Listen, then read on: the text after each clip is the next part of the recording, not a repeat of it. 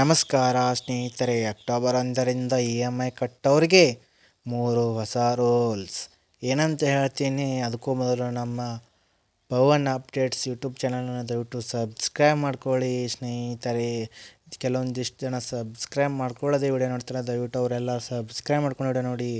ಬನ್ನಿ ಸ್ನೇಹಿತರೆ, ನೋಡೋಣಂತೆ. ನೀವು ಸಾಲದ ಕಂತು ಅಥವಾ EMI ಪಾವತಿಸಲು ಸಮಸ್ಯೆ ಎದುರಿಸುತ್ತಾ ಇರುವಂಥ ಜನರಿಗೆ ಏನು RBI ಭಾರತ ರಿಸರ್ವ್ ಬ್ಯಾಂಕ್ ಏನಿದೆ, ಇದೀಗ ನೆಮ್ಮದಿ ಸುದ್ದಿಯನ್ನು ನೀಡಿದೆ ಸ್ನೇಹಿತರೆ. ಒಳ್ಳೆಯ ಸುದ್ದಿ, ಗುಡ್ ನ್ಯೂಸ್ ಹೇಳ್ತೀನಿ ನೋಡಿ ಸ್ನೇಹಿತರೆ. EMI ಕಟ್ಟಲು ಸಾಧ್ಯವಾಗದೇ ಇರುವಂಥ ಜನರಿಗೆ ಗುಡ್ ನ್ಯೂಸನ್ನು ನೀಡಿತು.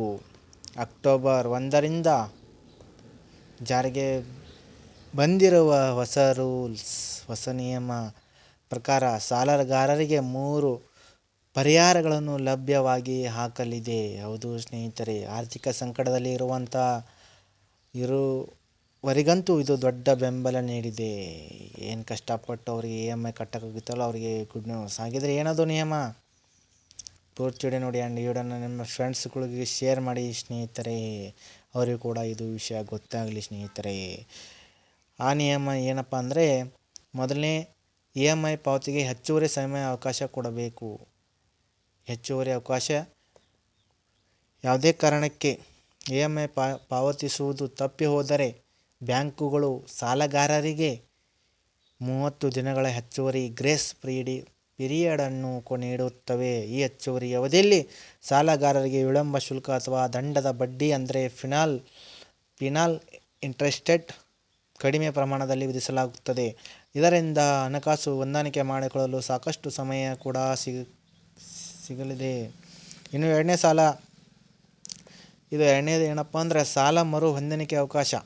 ಸಾಲಗಾರರು EMI ಪಾವತಿಸಲು ಅಸಾಧ್ಯವಾದ ಪರಿಸ್ಥಿತಿ ಇದ್ದಾಗ ಬ್ಯಾಂಕುಗಳು ಅವರಿಗೆ ಸಾಲ ಮರು ಹೊಂದಾಣಿಕೆ ಮಾಡಿಕೊಳ್ಳುವ ಆಯ್ಕೆ ನೀಡುತ್ತವೆ. ಈ ವ್ಯವಸ್ಥೆ ಅಡಿಯಲ್ಲಿ ಸಾಲದ EMI ಮೊತ್ತವನ್ನು ಕಡಿಮೆ ಮಾಡಬಹುದು ಅಥವಾ ಮರುಪಾವತಿ ಅವಧಿಯನ್ನು ಹೆಚ್ಚಿಸಬಹುದು. ಇದು ಸಾಲಗಾರರಿಗೆ ಡಿಫಾಲ್ಟರ್ ಆಗಿ ಗುರುತಿಸಿಕೊಳ್ಳುವುದನ್ನು ಕೂಡ ತಪ್ಪಿಸುತ್ತದೆ.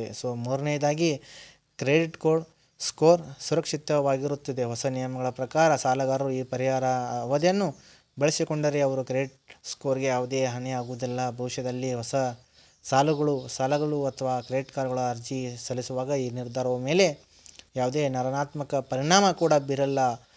RBIನ ಹೊಸ ನಿಯಮದ ಸಾಲಗಾರರ ಅದಕ್ಕೆ ಸುರಿಯುವ ನಿಟ್ಟಿನಲ್ಲಿ ಜಾರಿಗೆ ತಂದಿರುವಂತಹದ್ದು ಸ್ನೇಹಿತರೆ. ಮತ್ತು ಇದರಲ್ಲಿ ಏನೇ ಡೌಟ್ ಇದ್ದರೂ ನಮ್ಮ ಕಮೆಂಟ್ ಬಾಕ್ಸ್ನಲ್ಲಿ ಕಮೆಂಟ್ ಮಾಡಿ ಸ್ನೇಹಿತರೆ, ನಾವು ನಿಮಗೆ ತಿಳಿಸ್ಕೊಡೋ ಪ್ರಯತ್ನವನ್ನು ಮಾಡ್ತೀವಿ. ಮತ್ತು ಏನೇ ಡೌಟ್ ಇದ್ದರೂ ಕಮೆಂಟ್ನಲ್ಲಿ ಕಮೆಂಟ್ ಮಾಡಿ. ಆ್ಯಂಡ್ ದಯವಿಟ್ಟು ಸಬ್ಸ್ಕ್ರೈಬ್ ಮಾಡಿಕೊಂಡು ಈ ವಿಡಿಯೋನ ಒಂದು ಲೈಕ್ ಕೊಟ್ಬಿಟ್ಟು ನಿಮ್ಮ ಫ್ರೆಂಡ್ಸ್ಗಳಿಗೆ ಶೇರ್ ಮಾಡಿ. Thank you.